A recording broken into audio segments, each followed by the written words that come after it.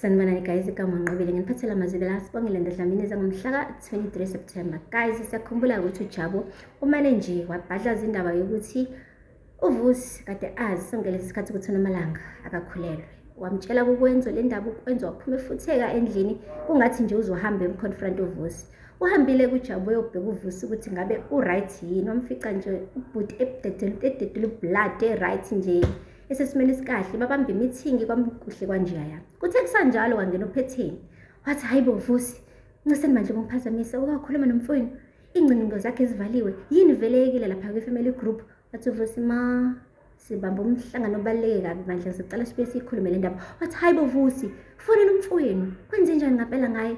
Wamana uthi uJabu sacela ukuntetela ke bandla kancane nithi kudinga ide yomndeni indaba kanti uyasho ngenhliziyo ukuthi nazo-ke washa khekhe sikhamba-ke ngohlelo lwami-ke manje.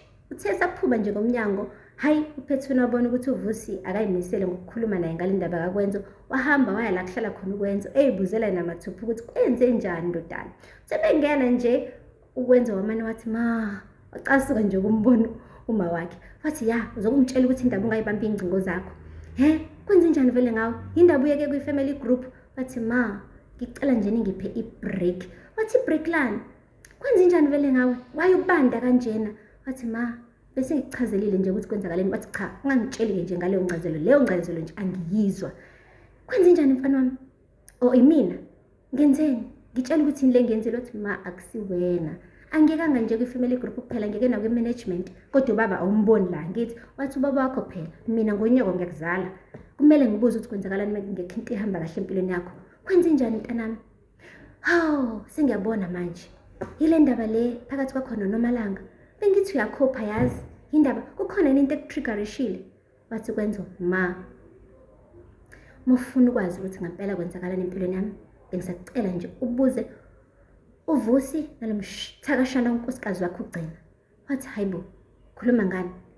Waqede wathula ukwenza wabona uPhetheni ukuthi sengathi impela inkulu le ndaba. Asazi kuyozala nkomoni guys kodwa yazi uVusi kade ayemtshela ugcina ukuthi kumele bahlambuluke ngale ndaba le from day one. Ugcina kwaqhuba inkani wathi uVusi akathula thinya buka manje kunjani makunje kunjani makunje. Yo guys sicela ivuthiwe kodla mina aphela lapho kamazibela namhlanje guys. Ungakhohlwa ukusubscribe and like and comment. Until next time, bye.